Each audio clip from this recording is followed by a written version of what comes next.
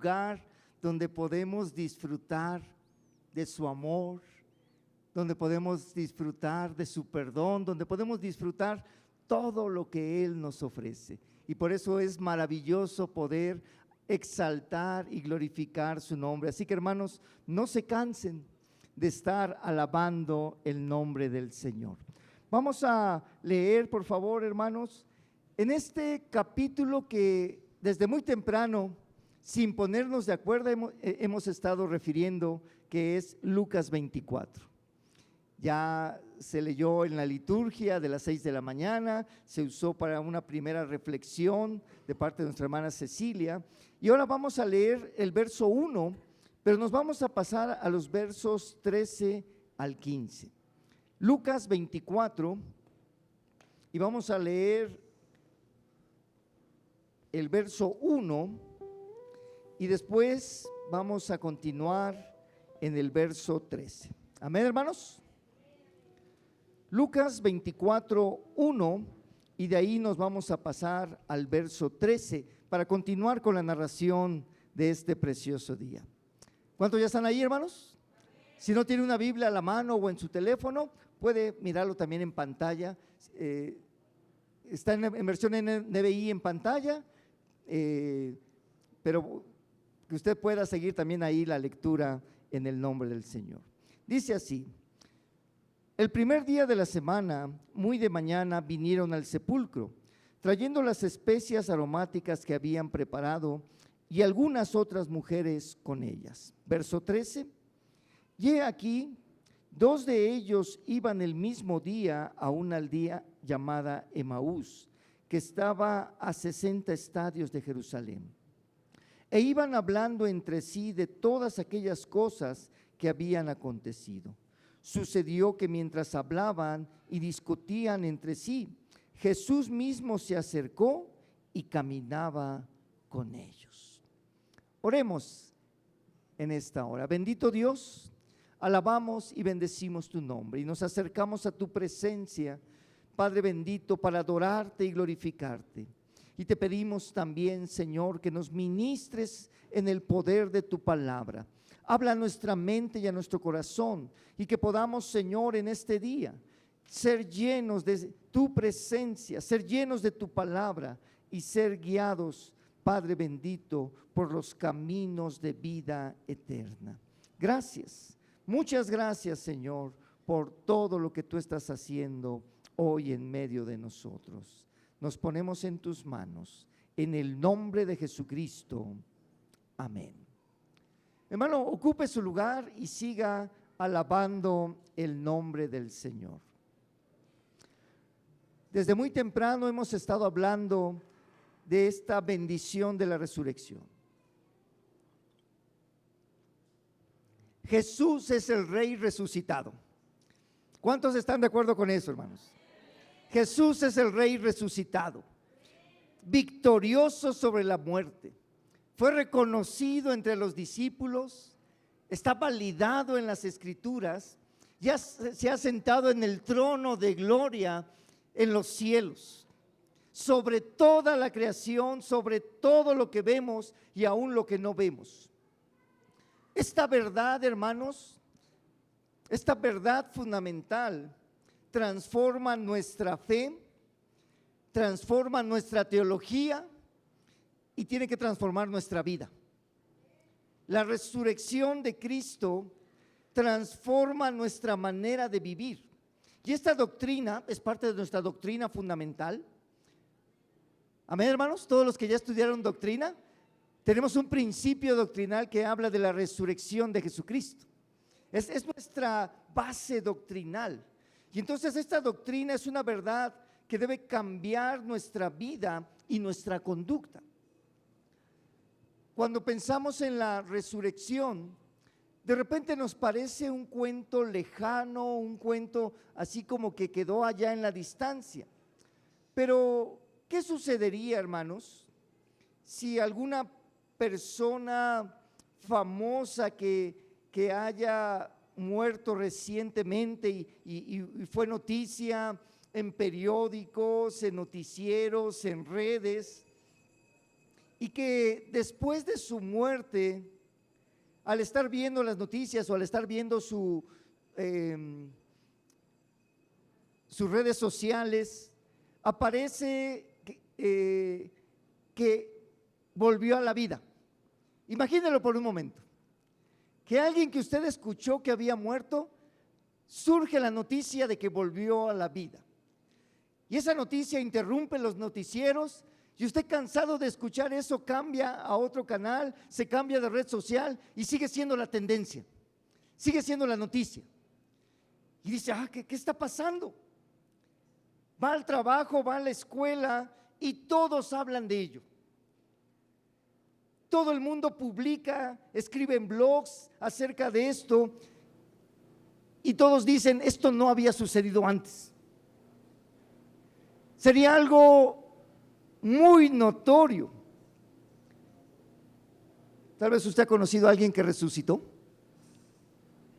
Yo he conocido un par de personas que resucitaron, que volvieron a la vida. Una de ellas en la Sierra de Guerrero. Estábamos visitando una comunidad que se llama Totolcintla en Guerrero y nos contaron la historia de una pequeñita en ese momento que se enfermó. Y como en esa comunidad, cuando nosotros fuimos, era difícil llegar. Nosotros llegamos en vehículo propio, pero las personas de ahí tenían que esperar el transporte que salía en la mañana y regresaba por la tarde. Ese era todo el transporte que había para llegar a Iguala Guerrero. Y era el único medio de comunicación. Si no tomaba ese medio, no había otro vehículo, no había otra forma de llegar ahí. Y sucedió que una niña enfermó y mientras la pudieron atender, habrá que decir que tampoco había servicio médico, tampoco había una clínica ni un consultorio, nada de medicina. Y entonces, como nadie pudo atender a la niña, murió. Y cuando la mamá se dio cuenta de que su hija había muerto, nos contaba con ese dolor de una mamá que ve morir a su hija, que se sentó en la puerta de su casa a llorar. Y estaba ella llorando cuando le avisaron al pastor de la iglesia. Y fue el pastor a verla y le dijo, vamos a orar por su niña. Y cuando oraron por la niña dio un suspiro muy grande y comenzó a respirar. Volvió a la vida. Cuando nosotros conocimos a aquella niña, ya había crecido y era testimonio del poder de Dios. Es algo maravilloso. Pero si nos maravilla la resurrección de una niña que en el ciclo natural va a volver a morir, pero nuestro Señor Jesucristo ha resucitado para no morir jamás. Él ha resucitado para toda la eternidad. Y si nosotros no creemos en la resurrección, podríamos verla como un cuento de hadas. La resurrección científicamente es imposible. De hecho, Jesús estuvo en la tumba el tiempo suficiente para que entre los judíos se pensara que estaba completamente muerto. Y nosotros tenemos que mirar esta historia. Es una verdad que marca la historia, que sacude la tierra, que transforma vidas y que cambia el destino hacia la eternidad. Si tú no lo puedes creer, necesitas buscar el entender cómo esto cambia la vida. Quizás no comprendas la teología que le sustenta, pero Dios puede cambiar el comportamiento. Lucas 24 nos muestra cómo la resurrección de Jesús lo cambia todo. La resurrección lo cambia todo. La resurrección de Jesús cambia nuestras conversaciones. Iban 2 discípulos. No eran de los 12, pero eran discípulos de Jesús. Y que caminaban juntos por el camino e iban a una ciudad que estaba a 11 kilómetros. Cuando vemos que el texto dice que estaba a 60 estadios, decimos, pues ¿cuánto es un estadio? Y era como el Azteca, no, ya no es Azteca, bueno, el estadio que está ahí, era como ese estadio, no, era una medida de distancia, y su equivalente son 11 kilómetros. Iban estos discípulos el mismo día de la resurrección. Imagínense el ánimo, porque ellos iban todavía pensando que Jesús había sido crucificado, había sido muerto y que la historia había terminado. Habían escuchado allá a lo lejos de la resurrección, pero ellos de todos modos agarraron camino a Emaús. Ellos se fueron. Y cuando ellos van por el camino, conversando sobre estas cosas, un desconocido se unió a ellos. Era Jesús de incógnito. Ellos no se dieron cuenta que era Jesús. Y se asombraron al descubrir que este hombre aparentemente desconocía la historia de Jesús. Así que Jesús hizo así como que, pues yo no sé. Y le preguntan, ¿eres tú el único forastero entre nosotros que no conoce las cosas que han acontecido? Siempre me ha encantado esta frase. Los discípulos diciéndole a Jesús si no sabía lo que había pasado. Y se me figura el cuadro de algunos de nosotros como diciéndole al Señor Jesús, Señor, ¿que no miras lo que me pasa?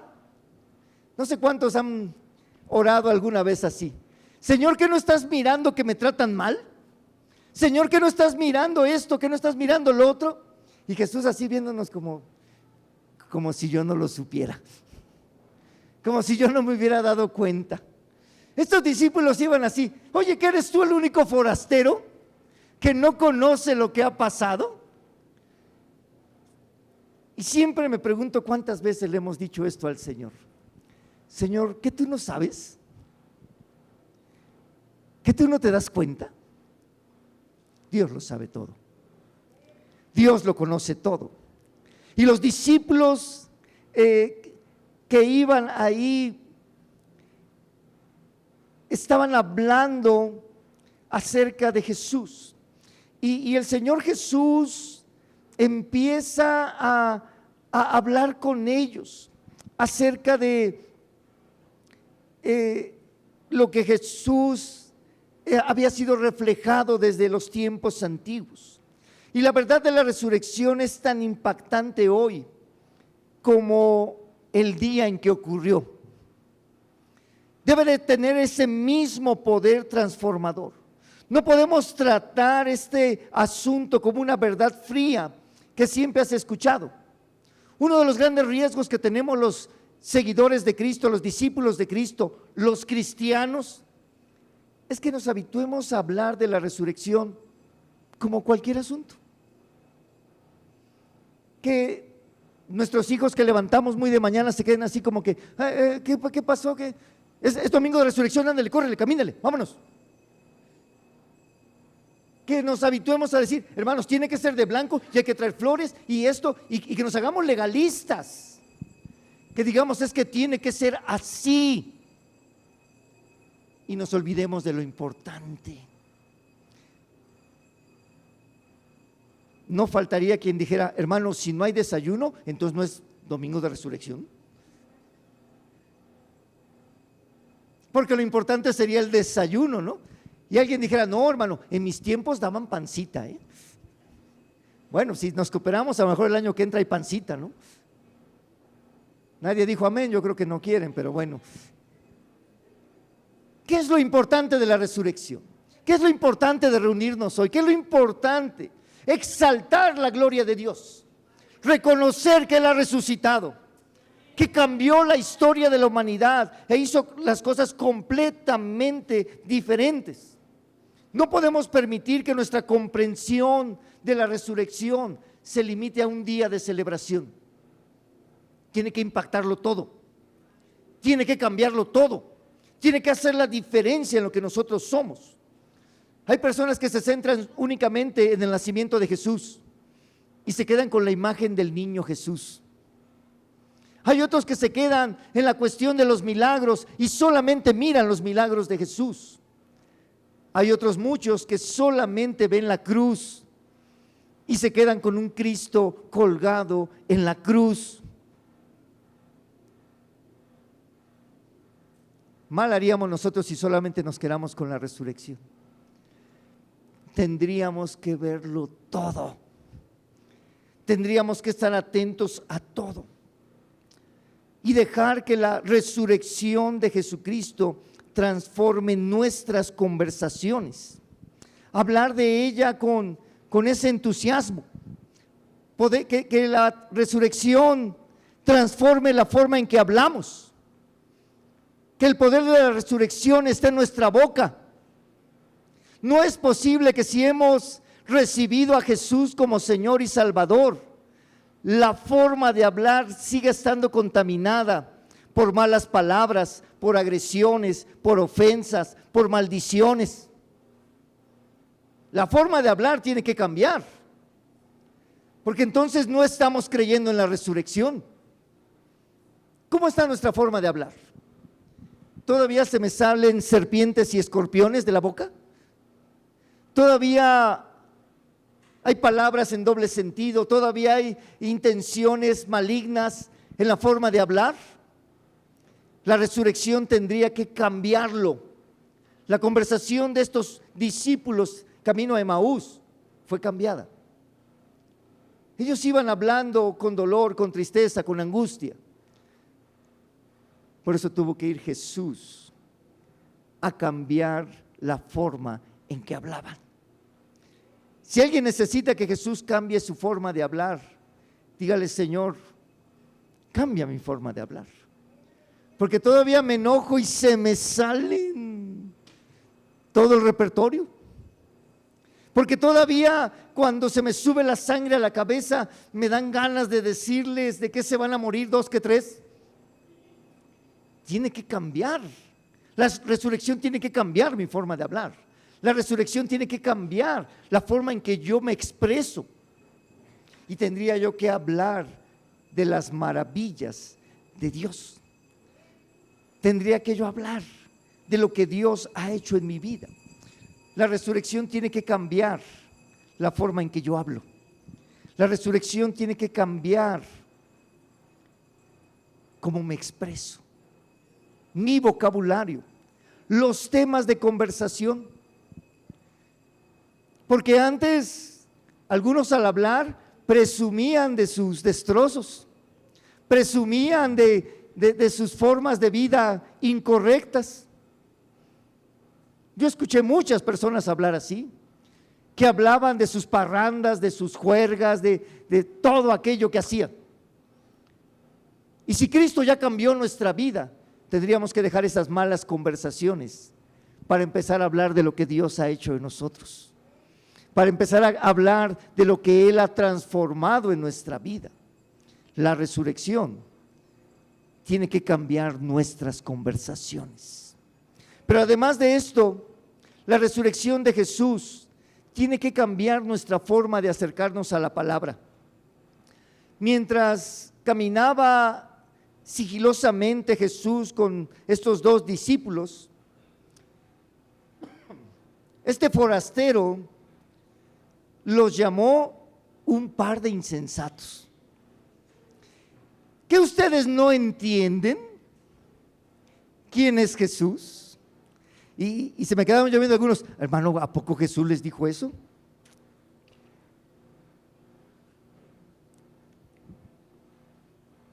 Ve el 25. Digo, si se quedó con la duda y ya está buscando en la Biblia: ay, pastor, no diga eso. Ve el 25. Entonces Él les dijo: oh insensatos y tardos de corazón, para creer todo lo que los profetas han dicho. A veces no hay sensatez en nuestro pensamiento. No hay sensatez en nuestra forma de acercarnos a la palabra. Porque ellos eran judíos, eran hijos del mandamiento, eran estudiosos de la palabra, habían caminado con Jesús 3 años y no sabían acercarse a las Escrituras. Entonces Jesús, ahí en medio del camino, les comienza a dar el estudio bíblico. Para los que dicen, ¿dónde doy un estudio bíblico, hermano? Donde se pueda. Jesús se los dio en el camino. Y no llevaba Biblia, ¿verdad? No llevaba escritura, porque en ese tiempo las escrituras eran rollos. Imagínense para cargar tantos rollos. No, nada más con lo que había aquí, en la cabeza. Jesús empieza a enseñarles y empieza a mostrarles en la escritura, en todo el Antiguo Testamento, acerca de la venida del Mesías, de su sufrimiento, de su muerte, de su resurrección y de su gloria. Y comenzó desde los libros de Moisés, desde el Pentateuco, desde la ley, desde el principio de todos los judíos, y los condujo por todos los profetas y los escritos para mostrarles la historia de Jesús. Este fue el estudio bíblico por excelencia de la historia. Jesús explicando la raíz en el Antiguo Testamento de todo su ministerio. Y estos dos, ya me los imagino casi llorando, asintiendo con la cabeza y casi llorando. Sí, cierto, Jesús, sí, cierto, la palabra.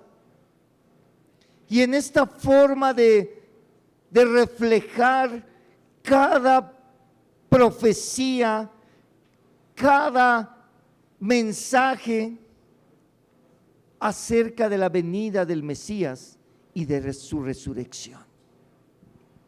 Cuando estudiamos la Biblia, debemos de tener presente la resurrección. Observar cómo Dios guía a su pueblo a través de experiencias casi mortales, como el sacrificio de Isaac, el encarcelamiento de José o el foso de los leones de Daniel, para que fuésemos confrontados con lo que es la vida. Porque Isaac casi muere a manos de su papá. Pero el propósito no era que él muriera, era la vida. Cuando José es echado en aquella cisterna y después vendido y encarcelado, el propósito era de muerte. Pero Dios le da vida con un propósito. Y Daniel en el foso de los leones, va el rey y le dice: oye, ¿sigues vivo?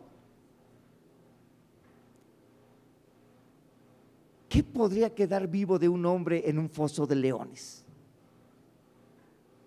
Solamente cuando el poder de Dios interviene es que estas historias son cambiadas. Y el poder de Dios se refleja en la resurrección. Y entonces Jesús les va guiando en esta forma de mirar. Y entonces cuando hacemos nuestro devocional, ¿cuántos hacen su devocional? Cuando hace su devocional tiene que estar presente la resurrección de Cristo. Tiene que cambiar nuestra forma de acercarnos a la palabra.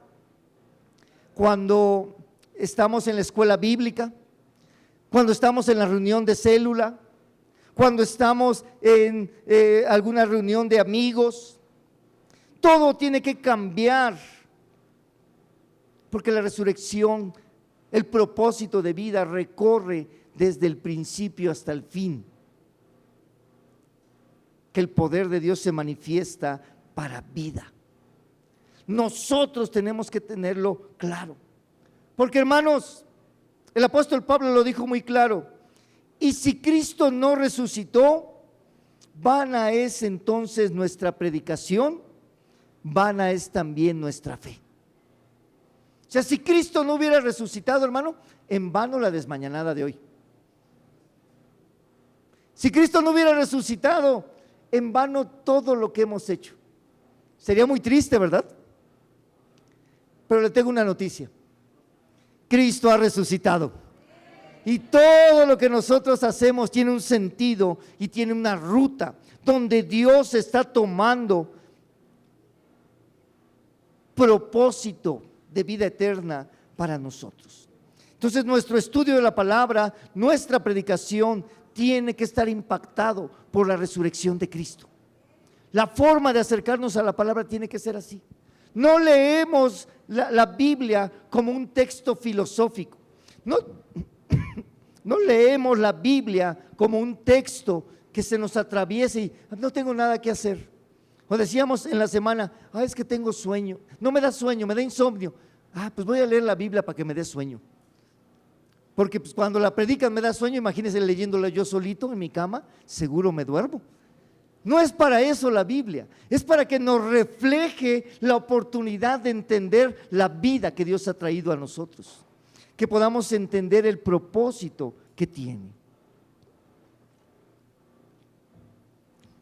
Nuestro acercamiento al estudio bíblico tiene que ser impactado por la resurrección. La resurrección lo cambia todo. Lo que Jesús hizo lo cambia todo. Y cuando nosotros tenemos esa claridad de pensamiento, estamos permitiendo que Dios transforme lo que nosotros somos. Los discípulos se quedan impactados cuando Jesús les revela su identidad. Cuando Él se muestra,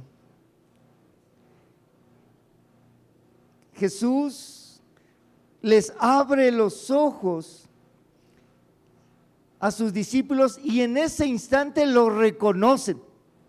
Y a mí me encanta esa parte en el verso 31, cuando dice, entonces les fueron abiertos los ojos y le reconocieron. Entonces, es Jesús.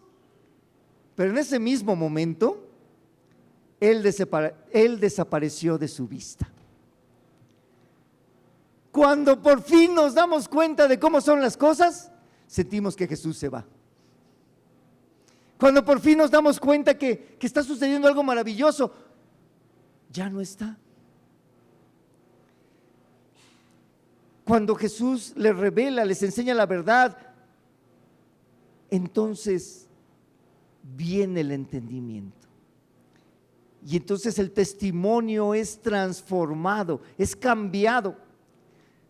La resurrección de Jesús cambia nuestro testimonio. Porque ellos ya iban a Emaús, así como diciendo, pues ya me voy a mi casa, voy a volver a trabajar en lo que estaba haciendo, voy a hacer. Y de repente se dan cuenta que Jesús resucitó, que no son cuentos, que es una verdad, que ellos lo vieron con sus propios ojos, caminaron con Él 11 kilómetros. No sé cuándo fue la última vez que usted caminó 11 kilómetros. Pero imagínense caminar 11 kilómetros con Jesús. ¿Cuántos son 11 kilómetros? Como de aquí al centro, no sé, un poquito más. Hice caminando y ya debía darse cuenta. Ya sacaron el Maps, ¿no? Ahorita, a ver, ¿dónde? 11 kilómetros. A la Marquesa, ¿no? Ya, vámonos. Caminaron con Jesús 11 kilómetros. Sin darse cuenta. Y cuando se abren sus ojos dicen, ¿qué hago? Y de la derrota que ellos estaban viviendo de huir de Jerusalén, su testimonio cambia y se regresan corriendo. Dice el texto,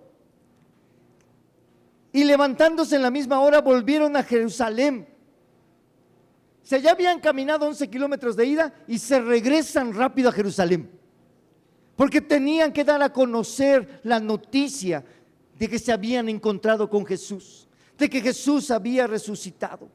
Y entonces Él les muestra a sus discípulos cómo el testimonio es transformado y cambiado. Cómo tenemos que dar a conocer que Él vive y reina para siempre. La gente tiene que conocer esto. No es solamente una parte de la verdad. Tiene que haber esa necesidad de que el testimonio impacte, de a conocer lo que está sucediendo. El arrepentimiento y el perdón de Dios no puede susurrarse, no puede decirse a escondidas, y menos con tanta libertad que tenemos nosotros. Tiene que darse a conocer a los cuatro vientos y decir: Cristo vive y reina hoy. Cristo vino a dar vida y vida en abundancia. Tenemos que dar a conocer las bendiciones de lo que Dios está haciendo. La resurrección tiene que impactar nuestro testimonio. Tenemos que ser cambiados en la forma en que percibimos la comunicación del Evangelio. A veces nos escondemos bajo alguna figura que nos conviene para que la gente no sepa lo que hizo Jesús en mi vida. Y nos quedamos ahí quietos.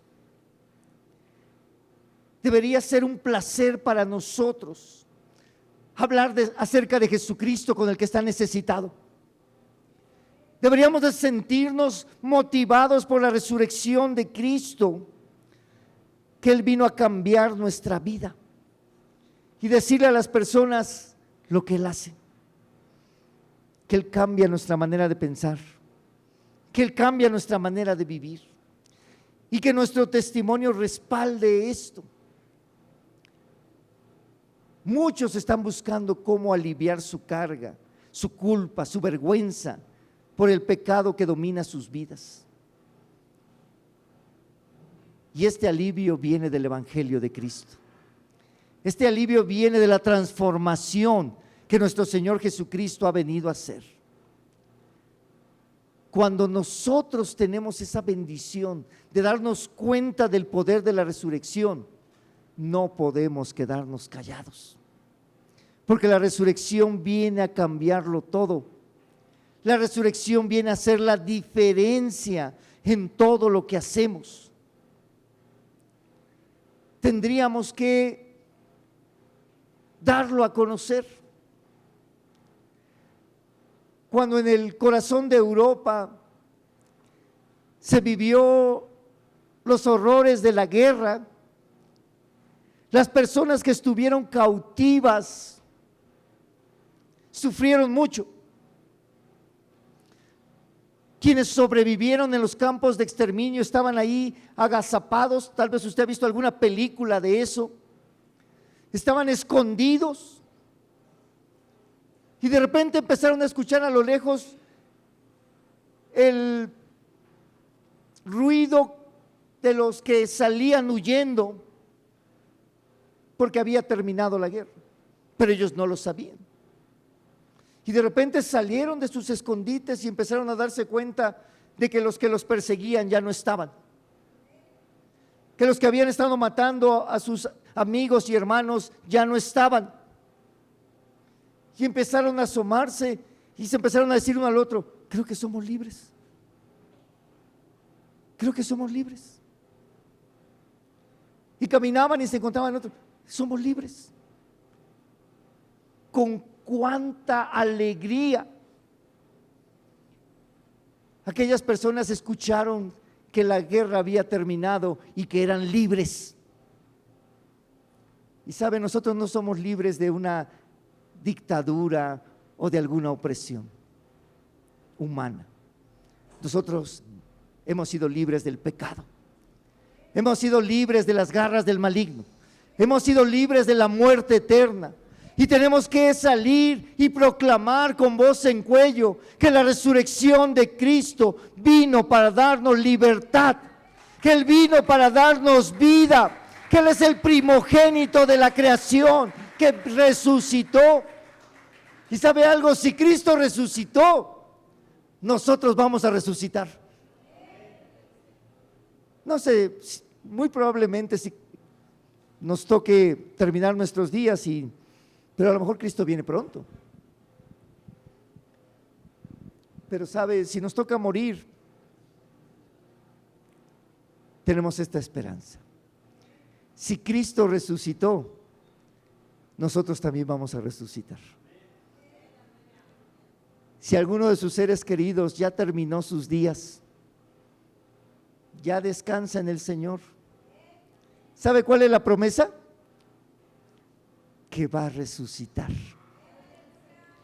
se va a levantar y nosotros lo vamos a poder ver sin enfermedad, sin dolor, en la plenitud de la gloria de Dios.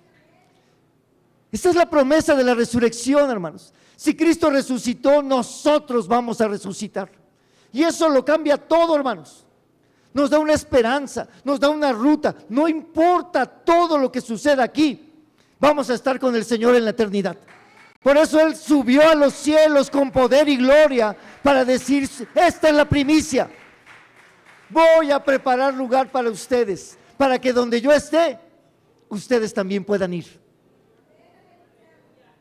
Hermano, eso hace la resurrección. Por eso estos hombres, cuando se dieron cuenta que la resurrección era verdad, se regresaron corriendo a Jerusalén. No les importó el qué dirán. No les importó las críticas. ¿Qué le dirían a alguien que caminó 11 kilómetros y de repente se levanta y se regresa corriendo? De menos le decimos: está loco. De menos. Pero a ellos no les importó eso. Ellos tenían que dar a conocer que Cristo ha resucitado. Por eso la resurrección cambia nuestro testimonio, hermanos. Cambia la forma en que vivimos, cambia la forma en que actuamos. Por eso tenemos que estar plenamente convencidos de la resurrección. A mí me gusta mucho este día. Reunirnos temprano, convivir juntos. Regularmente tomamos la cena. Pero tiene que ser en la claridad de la esperanza. Cristo viene. Cristo resucitó. Él vive y reina para siempre. Y cuando nosotros nos damos cuenta de eso, yo espero que también podamos correr, hermanos. Que también podamos salir corriendo para dar a conocer lo que Él hace. Para dar a conocer lo que Él ha preparado. Jesucristo vive y reina. Él ha resucitado. Y nosotros estamos en esa preciosa esperanza. Cuando ellos le contaron a los discípulos, llegaron diciendo: ha resucitado. El Señor verdaderamente ha resucitado. Y ese verdaderamente es que algunos tenían dudas. Pero hermano, yo sé que Cristo verdaderamente ha resucitado.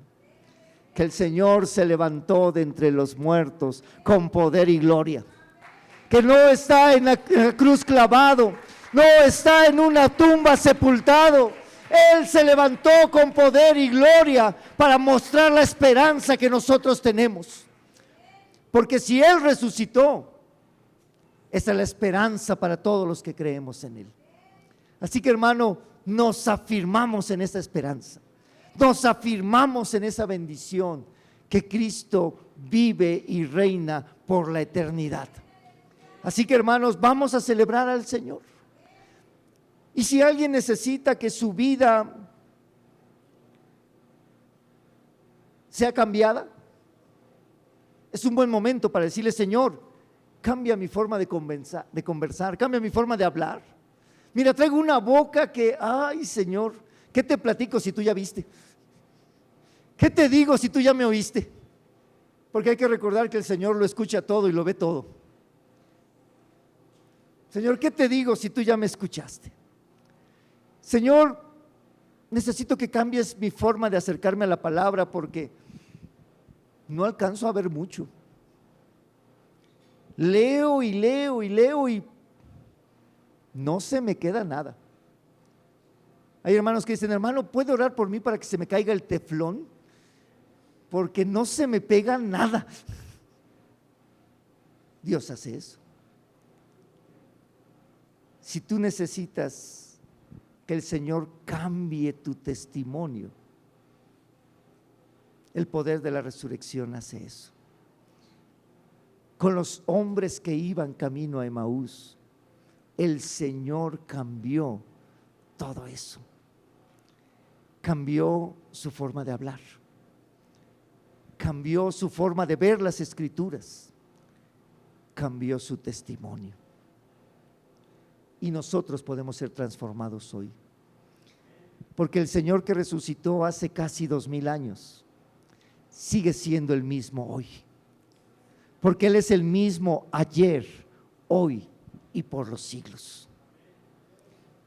Si Él cambió a estos dos, nos puede cambiar a ti y a mí. Solamente es cuestión que nosotros nos acerquemos y se lo pidamos. Señor, si tu resurrección cambia todo, necesito que me cambies a mí. Necesito que me cambies a mí hoy. Mi corazón necesita un cambio. Mi vida necesita un cambio. Estoy necesitando un cambio y sé que tú lo puedes hacer. Permita hoy que el poder de Dios toque su vida y venga ese cambio, venga esa transformación que Él ha preparado. Quiero invitarlo a que se ponga de pie y vamos a orar. Y dígale al Señor en esta hora: Dios,